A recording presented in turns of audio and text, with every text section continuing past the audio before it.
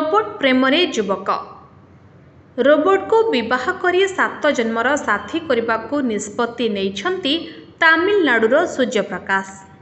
यही कथा शुणी आपण को आश्चर्य लगुले भी यह सत। से विवाह करने को जाउथुबा रोबोटर नाम हेउछि गिगा।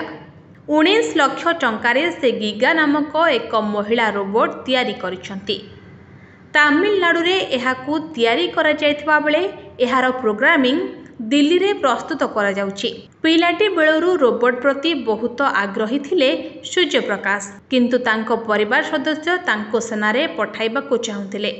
एहा परे से सेनारे जोग देबाकू प्रस्तुत होइथिले। नौसेनारे जोग देबा पई मनोनीत होइथिले सूर्यप्रकाश। परे रोबोट प्रति सूर्यंको आग्रह देखि तांको आईटी क्षेत्र को जिबाकू परिवार लोके कहिथिले।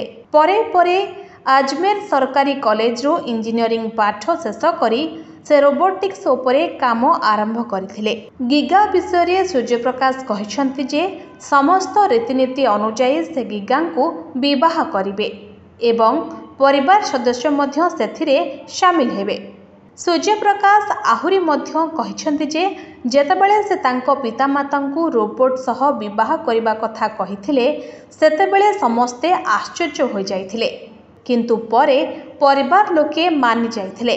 गिगार पूरा प्रोग्रामिंग पाई प्राय 5 लाख टंका खर्च हेबो एवं एही प्रोग्रामिंग इंग्रजी रे हेबो।